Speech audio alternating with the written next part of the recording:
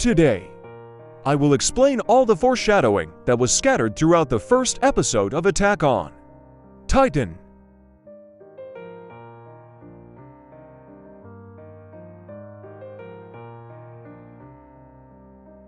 To You, 2,000 years from now will appear as the title of the first episode of Attack on Titan.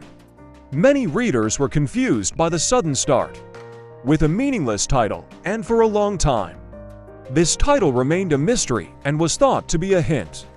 However, in episode 122, the foreshadowing of the title of the first episode will be revealed. Episode 122 revealed the past of the founder, Ymir, and how she made a contract with the devil of the earth. The founder Ymir was persecuted by her people for letting her domesticated pigs escape, but when she ran away and fell into a giant tree, she came into contact with a centipede-like creature and gained the power of a giant. As a result, the founder Ymir, who was recognized by the king, grew the Eldian Empire into the largest country and received the offspring of the first king Fritz as a reward. Afterwards, the founder Ymir loses her life protecting King Fritz from a traitor. When King Fritz found out that Ymir, the founder he was persecuting, had power, he treated him as a tool. But he did not hold a grudge against King Fritz and continued to love him and Ymir. The founder ended his life. As a result, the founder Ymir, unable to break free from his love slavery, continues to wait for that person on road. That feeling led to the title of the first episode, To You, 2,000 years from now. Since the title of episode 122 was From You, 2,000 years ago, and Eren freed Ymir, it has been thought that the two titles refer to Eren and Ymir. However, in the conversation between Eren and Armin in the final episode, it becomes clear that it is Mikasa. Mikasa and progenitor Ymir have several things in common. Mikasa's family, the Ackerman clan, an Oriental clan, was persecuted by the king. Mikasa gains powerful power after awakening to the power of the Ackerman family. Mikasa loved Eren no matter what. In this way, the founder Ymir was waiting for Mikasa, who was in a similar situation to hers. When Mikasa did something that the founder Ymir was unable to do, killing the person she loved, the founder Ymir was freed from being a slave to love, and humanity was saved, leaving only 20% of the population. By the way, the number 2,000 years also has a meaning. It is the number of years from the time the founder Ymir inherited the Titans until the death of the last founder Eren. In other words, the author, Mr. Isayama, sprinkled in the title of the first episode with a foreshadowing that the story of Attack on Titan will end 2,000 years after the beginning of the Titan's power.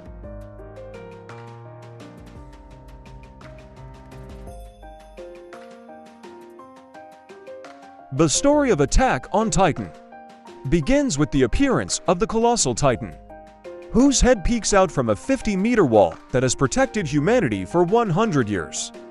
It is now known that Colossal Titan's true identity is Bertolt. But of course, at the time of the first episode, it was unknown not only the true identity of Colossal Titan, but also that the true identity of the giant was human. Therefore, many readers may have thought that the Colossal Titan was the boss of the giants that lived outside the wall. However, when we check the Colossal Titan depicted at the beginning, there is only one footprint. From this, it can be inferred that Colossal Titan did not come walking, but suddenly appeared there.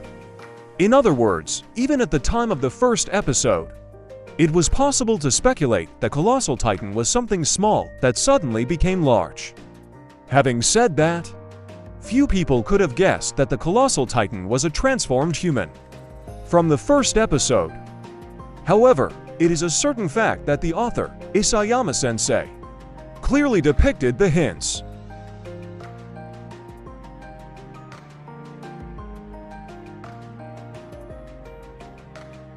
The first episode is drawn from the scene where the Colossal Titan appears. But the real story begins when time is turned back a little and Eren wakes up from his mysterious dream. The dream was about a woman saying, "See you later, Eren." We can tell that the woman is Mikasa from Eren's statement. "Mikasa, when did your hair get so long?" But what Ellen's dream meant, and why she was crying, remained a mystery. This mystery will finally be revealed in episode 138, Animap 9-3.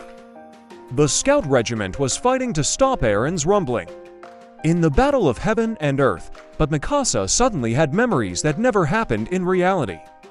The setting was 4 years after the attack on Mare, and it was a scene where he and Eren are running away and spending the rest of their lives together. After Mikasa sees this memory, she discovers Eren's whereabouts, which she is not supposed to know, and carries out her decision to kill Eren. At that time, she retrieved the foreshadowing from the first episode by saying, "See you later, Eren." In other words, the true nature of the dream that Eren had was not a dream, but a memory shown to him by a future Eren, and the boy Eren, who is the subject of Ymir, saw those memories through the road. Also, since Eren woke up from his sleep and said to Mikasa, "When did your hair get so long?" It is also a foreshadowing that the boy Eren knew the future Mikasa with short hair. By the way, "See you later, Eren" appears on page 13 of the first episode, and the number 845 appears immediately after that. When you connect these numbers, you get 13,845. And on page 45 of episode 138, the mystery of the dream is solved with "See you later, Eren."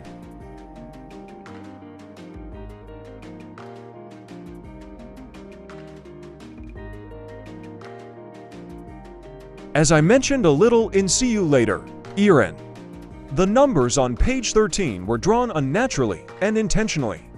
This is the only place where the number of pages is listed. The number 13 is said to be an unlucky number in Norse mythology and Christianity. But the number 13, drawn on page 13, is also thought to suggest various things in the story.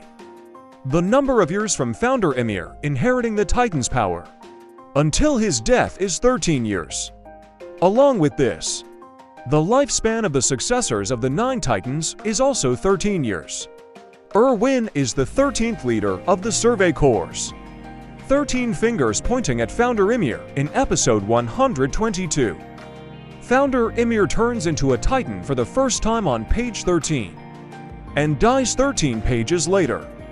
845, the 104th training course, etc., are multiples of 13. Eren's height at the start of the series was 170 centimeters, and he eventually grew to 183 centimeters, so he has grown to be 13 centimeters tall. If you push things too hard, there are many other things to which the number 13 applies.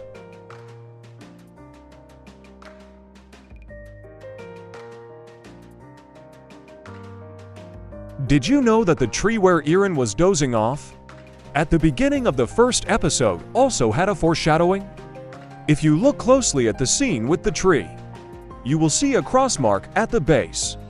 This cross was shrouded in mystery for a long time, but it will be revealed in the final episode. After Mikasa kills Eren, she buries him under a tree and builds a grave for him. This is the tree where Eren often dozed off, and in the end, he fell into an eternal sleep here.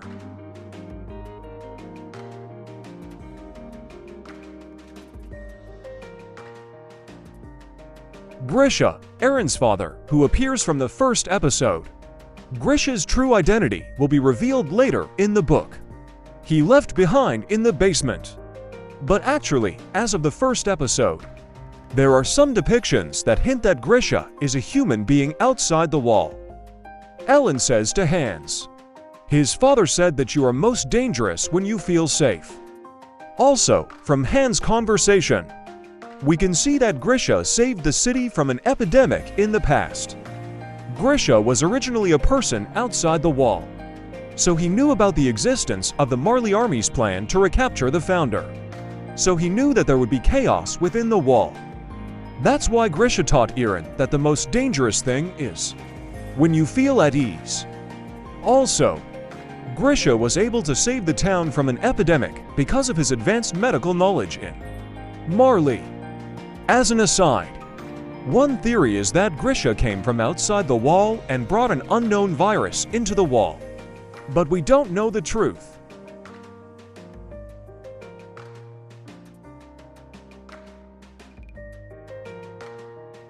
Among the foreshadowing in the first episode, the existence of the basement was said to be the most important.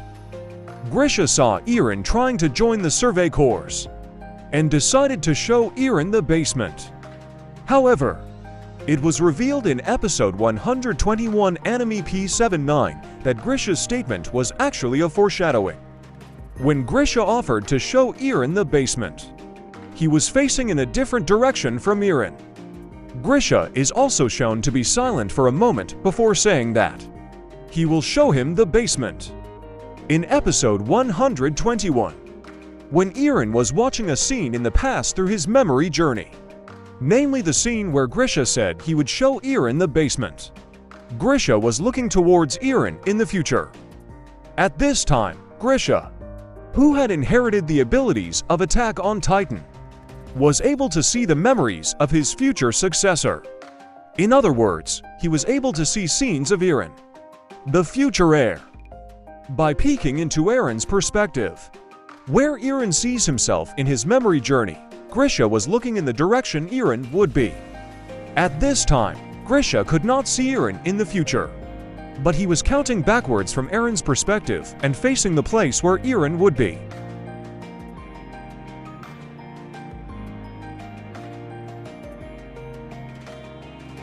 This foreshadowing appears in episode 2 of the original work, but since it is episode 1 of the anime, I will introduce it here.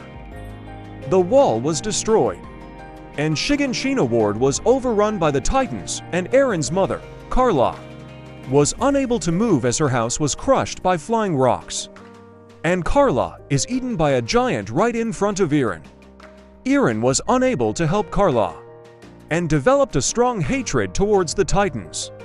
Later, after learning the truth about the world in Grisha's basement, Eren releases his memories and learns that the true identity of the Titan who ate Carla in the past is Grisha's ex-wife, Dyna. When she is sent off to paradise, Dyna says to Grisha, "No matter what form you take, I will find you." From this statement, I wonder if Dyna's feelings when she turned into a Titan brought her together with her second wife, Carla. Didn't Dyna attack Carla out of her jealousy of Carla? It was said among readers that. However, the shocking truth is revealed in the final episode. The truth behind Dyna eating Carla was that Eren used the founding Titan's power to intervene from the future and manipulate Dyna's Titan into eating Carla. Dyna's Titan was originally supposed to feed on Bertolt, but future Eren kept Bertolt alive in order to give Armin the Colossal Titan's abilities. He also sent Dyna's Titan to Carla in order to make his past self have a strong sense of purpose to exterminate the Titans after losing his mother.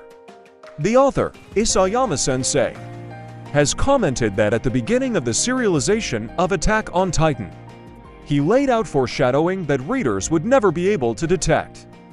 This foreshadowing is probably what Isayama-sensei was talking about. What did you think? I would be happy if I could get even just one person interested in watching Japanese anime manga. I will post again, so please subscribe to the channel if you like.